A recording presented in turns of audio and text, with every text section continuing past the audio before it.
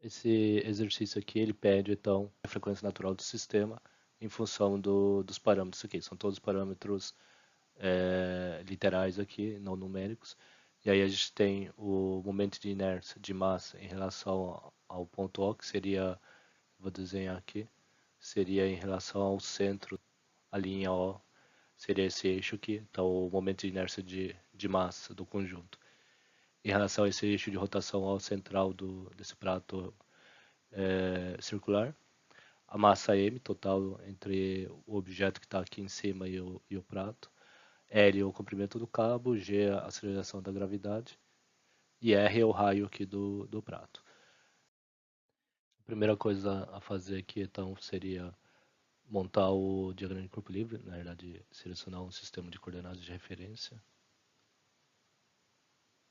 sistema de coordenadas mais o diagrama de corpo livre numa posição genérica do objeto. Então, como o problema aqui é de torção, um grau de liberdade de rotação, então eu vou girar ele no sentido que, lembrem-se que o sentido que eu colocar aqui girando ele no DCL automaticamente vai ser o sentido positivo. E aí cuidado com o sistema de coordenadas para estar de acordo com essa rotação positiva. E aí depois vou indicar as forças do diagrama de corpo livre. No diagrama de corpo livre eu vou considerar que o prato e o objeto que eu quero medir o momento de inércia, eles são um só. Então, como se fosse um único corpo atuando aqui. Então, eu vou passar ele para cá. Objeto aqui. E aí, eu vou imaginar que eu estou girando ele no sentido anti-horário, com grau de liberdade θ. E aí, o que vai acontecer? Aqui em cima eles estão travados, né? E aí, na hora que o prato que ele vai girar, então eu vou exagerar aqui, mas é como se ele girasse e ele viesse para cá. Então ele girou um certo ângulo aqui.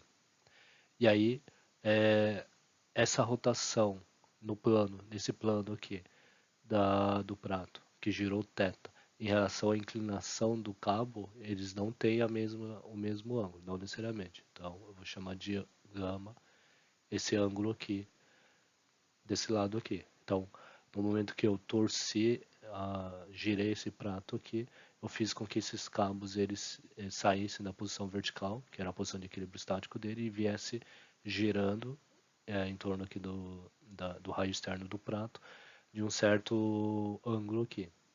E aí, o que eu sei é que essa inclinação que ficou, o cabo, em relação à linha vertical original, eu vou chamar de gama. E aí existe uma certa relação entre o gama e o θ, que depois a gente vai usar a parte da trigonometria para fazer essa correlação. Por enquanto vamos deixar assim. Então significa que a força, como é um cabo, o que vai surgir aqui é uma força de tração. Então a força de tração vai ficar para cima aqui, desconhecida por enquanto, que atua sobre a linha do cabo, só que agora está inclinado com o ângulo gama em relação à linha vertical. Como são três, então eu vou colocar aqui, então existe aqui uma força de tração aqui, girei ele nesse sentido, então a força de tração vai ser para cá, e aí a força de tração vai ser para cá. Bem, como o problema é tridimensional, então fica um pouco mais complexo. Então aqui seria o ângulo gama, que é a inclinação da linha vertical com a linha de inclinação do cabo, e aí essa força mg aqui no centro, representando a força-peso. No momento que eu juntei os dois corpos e coloquei a força-peso bem no centro do círculo aqui do prato, automaticamente já estou considerando que o CG desse objeto que está por acima, ele está alinhado com o centro do prato, senão eu teria um deslocamento aqui do CGX. E aí a mesma coisa acontece aqui, né? Todos os ângulos aqui são gama e o prato girou de θ. Agora eu vou colocar aqui o sistema de coordenadas. Então, pela regra da mão direita, o θ positivo vai ser nesse sentido, que é o mesmo sentido que eu tinha adotado para desenhar o sentido das forças. Então, bastante cuidado aqui na hora de colocarem o Z, que a gente vai precisar do somatório das forças na vertical. Então, o sentido do Z ele tem que estar coerente com o sentido positivo de rotação aqui. Então eu vou olhar esse prato aqui de cima. Um dos cabos está aqui, então a posição original dele está aqui, ponto A. Daí, ponto O aqui. E eu girei esse prato aqui, vou exagerar aqui no desenho.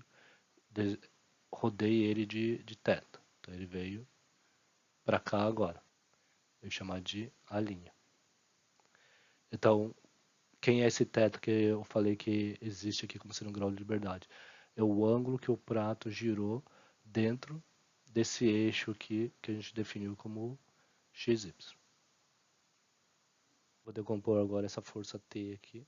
Então, eu só vou pegar, como todas as forças são iguais, estou considerando que o peso é igualmente distribuído nas três pontas. Então, a tração aqui é a mesma para todo mundo. E aí eu vou decompor essa força na direção horizontal e na direção vertical. Direção vertical e na direção de Z. E aí a gente chamou esse ângulo aqui de gama. Então fechei um triângulo retângulo aqui. E aí o que, que a gente consegue tirar aqui de componente? Então chamar aqui de TX e TZ aqui. Então o TX ele vai ser, como é cateto oposto aqui, então esse valor aqui da hipotenusa é o T, a força de tração desconhecida da gente. TX é a componente na direção X. E então vai ser, como é cateto oposto, da hipotenusa T vezes seno de gama. E aí o TZ é o cateto adjacente, então vai ser T cosseno de gama. Aí é a equação da dinâmica. Então, ponto 2 aqui a gente vai aplicar, como é rotação, vou aplicar Newton-Euler também.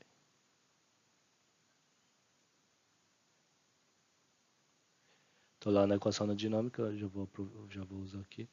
Então, somatória dos momentos em relação em torno do ponto O, que seria o eixo de rotação central aqui que eu desenhei, que seria passando pelo eixo Z e bem no ponto O aqui do sistema. Então esse torque vai ser a hora que eu tracionei aqui. Então surgiu uma força aqui, que é o Tx para cá. E aí, esse Tx aqui, vezes o raio do prato, ele vai me dar o torque que age sobre esse prato aqui, esse conjunto aqui de massas. Então eu posso pegar e dizer que o Tx, só que ele vai ser o quê? Vai ser um torque negativo, porque o sentido positivo de θ vai ser no sentido anti-horário. A gente está girando nesse sentido aqui, porque eu defini assim o sentido positivo. O torque vai ser no sentido contrário ao movimento. Tanto é que se eu dou uma condição inicial e torço ele, solto, ele vai voltar para a posição de equilíbrio estático, porque tem um torque, tem um momento que faz com que ele retorne para a posição original. Então vai ser a força vezes o braço. Como o raio aqui, em relação à força tangente, ele já forma 90 graus, então a menor distância entre a linha de ação da força até o ponto O vai ser a própria distância do raio. Tá, então Tx vezes o raio, ele vai me dar o torque. Só que como são três cabos, e a gente está considerando que as três tensões aqui do cabo são iguais, então vai ser 3 vezes esse torque aqui, todos eles no mesmo sentido, contrário ao movimento de torção que a gente aplicou. E aí, só tem essa força, né, aplicado na direção do plano, não tem mais nenhuma outra força, a força peso é perpendicular a ela, e a componente em Z aqui também é perpendicular ao plano, então não gera torque no sentido desse plano aqui, XY aqui, que seria a somatória de momentos em relação ao eixo Z, que é o O aqui que a gente está usando. Então seria igual a JO vezes a aceleração angular, que é o grau de liberdade, a segunda derivada do grau de liberdade. Então essa seria a primeira equação. A segunda equação, somatória das forças na direção Z, e aí olhando aqui, tem menos mz, z positivo está para cima, então vai ser menos mg, a força peso, e aí mais, que agora é a força de sustentação, senão o prato inteiro ia cair se não tivesse uma força positiva para cima, que é o tz.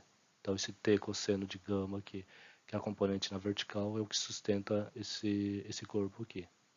Então vai ficar mais tz, que é vezes 3 porque tem 3 cabos aqui. E, de novo, considerando que as 3 tensões são iguais, então as 3 componentes verticais são iguais, então eu posso multiplicar aqui por 3. Igual a massa vezes a aceleração. Só que a aceleração é na direção vertical, então eu usei 2 pontos aqui.